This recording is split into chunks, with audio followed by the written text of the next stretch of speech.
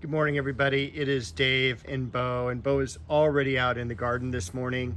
It is a very overcast day here in Southern California. It is Thursday, and it is February 29th, 2024. Last week I said 23 on the video, my apologies. But it is 2024.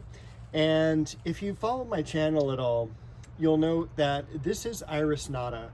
And it's probably one of my more favorite plants in the garden because it was gifted to me from a friend of mine who I used to work with, who's not around anymore. So a shout out to my friend Alice, who I worked with retail, and her father hybridized this plant. And again, this is Iris Nata. We'll zoom into the blossom there. Other things in the yard here are the Japanese maple. I'm waiting for that to leaf out. It hasn't yet. I don't see any buds coming up yet, but I have a treat for you on the other side of the yard because one of my Japanese maples is already leafing out. We got a dwarf mugo pine down here, got from M&M Nursery. Campanula, a lone ajuga over here, and I'm looking forward to this plant, seeing how it's going to do this year. It's one that I dug up over the winter and raised because it had been buried. Do have a plane going over, so apologize for the noise there. They seem to know when I'm doing my videos. We've got the Cecile Bruner really beginning to leaf out, which is great. It is all up and over. These are two plants for the arbor, and they were cut back drastically when I replaced the arbor several years ago. It's a terrific grower. Over here, if you remember, I moved that one brachycomb further in. I didn't think it was going to make it, but it did make it. And actually, I don't know if you can see it, down under there we've got the other one beginning to leaf out. The Liriope that I cut back, this is week 2. I don't really see any growth coming from them, which is not something I would necessarily expect in a week or anything, but I'm sure hoping that they do take and that they will make it in the yard. I do have also, look at that beautiful bloom coming up on that bearded iris. I do wish I had something other than just the purples. But I may start trading them out and doing some of the other colors. I also pruned the false heather pretty drastically, and those are coming out very nice as well. The apricot, no buds yet. And then the red rose over here. We are expecting rain this weekend. And it has been a very rainy year. We're just about 18 inches of rain, and this is going to be a cold Arctic rain. So unfortunately, we're going to have some low night temperatures again. We've been real lucky up in the high 40s and low 50s, and then we're going to drop down into the low 40s, possibly even the high 30s, which means we're going to have a frost again. So I'm not thrilled with that, and I thought we were so close to that frost-free date. But we'll see. I will cover up a few things. And look at that pittosporum that I cut back when I started redoing this garden this year, or late last year, but I consider it this season. It's leafing out, it's beautiful, really happy with that. Behind over here is the catmint that I moved that was in front of the cherry tree that was just sprawling a little bit too much out into the yard. So that's all cut back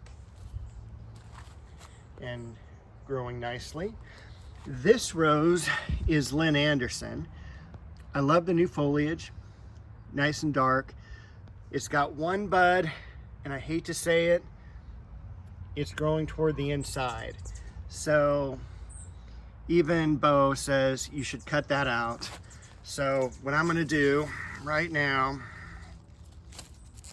is take that out. It killed me to do that, but that's really what you want for the center of the plant. You don't want any crossing branches, because that's just not how we're supposed to treat our roses. Keep the interior clear and have them growing toward the outside. Always think of a vase shape when you do that. Look at that beautiful pansy and the creeping geranium. Back here, the linaria. It's kind of like a miniature snapdragon, but it's a little bit more of a wildflower. The berberis, bow. The coprosmas, they also are coming back really nicely after a pretty stern cutting back. And look at how much foliage we have on that spirea now. And that is Spirea butterscotch. I'm hoping that we'll start to see the lilies emerge pretty soon. I'm thinking about getting a couple more of those last minute to throw in, since it is already like end of February. And by the time you see this video, it's going to be the first few days of March. Tournament of roses back here. Almond bush. Everything here is pretty close to the same. I did some weeding the other day. I need to do some more mulching.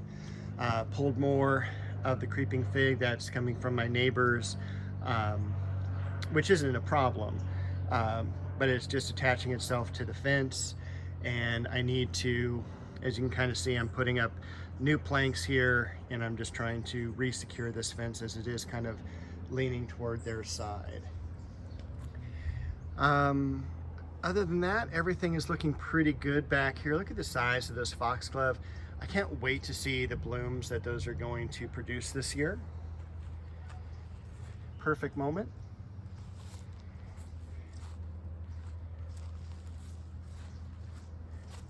Daylilies coming out really nice. Also the dianthus we just cut back a couple weeks ago. More ajuga. This is the chocolate cosmos, scaviola, and something that did not go dormant this year was the Corsican mint. It is covered up a little bit, but that's doing very well. And look at, and this is one of the things I'm going to be covering up, the bloom on the begonia already coming up. We've also got a bloom on the scaviola. So spring is not far away. We just got to get through this next storm and then hopefully get some warmer nights again. Over here, as you saw, I moved the dogwood. So I'm going to start working in this section here. I'd kind of like to wrap around, as you can kind of see the bricks, I'd kind of like to wrap around that area over to this side here. I do want to put a shade structure somewhere like right in here where you can enjoy the summertime evenings, and it's also going to give a little bit of late shade to this area here. Up in the trees, or the ligustrum bushes, we've got pink jasmine. That's one of my favorite fragrances, and also one of the things I look forward to every year is one of the first blooming plants in the yard. Also look at that tomato plant. That was a seedling that has come up and produced some, I guess, pear-shaped tomatoes. We've got the styrax tree, the Japanese snowball, leafing out, and I don't know if you can see the buds coming up on those. I can't wait to see them bloom. And again, super happy with the shape of this tree. I moved the roses from Antique Rose Emporium out from the next to the fence just to give them a little bit more sun. And then this is the Elizabeth magnolia. It's a little bit smaller flower than the one I have across the yard. That's the normal pink Alexandria. We'll plant some of those roses this week. I've got some area in the front yard where that's going to be going. I was hoping the Chinese fringe tree would have started to leaf out yet, but nothing yet. The Pittosporum and gardenia. We do have some blooms on the clivia that have opened up. Oops. This is clivia or kaffir lily, great for a shaded area. One of the hardiest plants. Our Japanese maple here. This is a bed that I am super thrilled with right now, at least this half of it. We've got the hyacinths, which we're in Southern California. They're not supposed to do well here, but these have naturalized and they've been in the ground at least 4 or 5 years. Very fragrant. I planted some of the yarrow that we had back in the nursery area. Also planted the ajuga and the white pansies, or viola actually, still pansy family. The osteos, look at that February silver daffodil. Leafing out on the pomegranate. Back here we've got this beautiful heliotrope. And this is what I was excited about here. This Japanese maple, Shishigashira, which is not coming into focus, but it's beginning to leaf out. And I could not be more thrilled. So I can't wait to see how that's gonna look in this space. Bo can't wait either. We've also got, look at that vibrant heliotrope there. One of my favorite scents, and it is an old-fashioned scent, and it's very subtle, but I do really like it. Want to make sure we keep these leaves away from that succulent there. I hope that sends up some other blooms soon. Dahlia, both in the basket and on the ground. And I love the way the legs are creeping across the rocks there. You can also kind of see some of them up here. We've got other February silver daffodils. It's unique this year. I don't remember this doing that last year, is that we have so many that are not only open, but we have a lot of buds yet to go. I had thought that they normally just all open at the same time, but you know, this year, definitely a different year. I love how the fronds of the fern are kind of intermixing here. A beautiful carex. Looks like the carex has also got some bloom stalks to it. I'd love to get more of that and put some in here and there.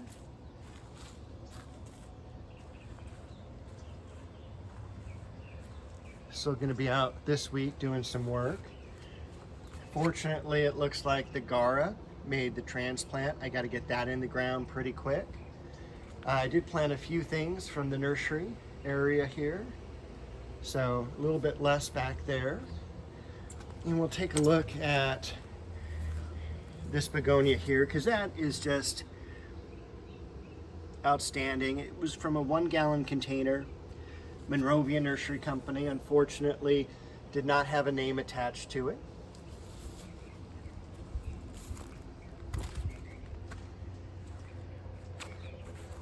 So a total of 4 of these daffodils came up and bloomed this year. Got to cut those other 2 spent blooms off. The Pink Breath of Heaven, and then what's remaining of the flowers here. And I shouldn't say what's remaining. I mean, that's still a ton of blooms on that magnolia.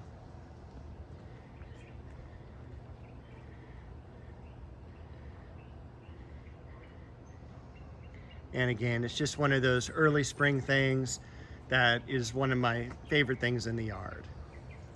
So I think that is it. Bo and I both thank you for joining us today, and we will see you next week with another video.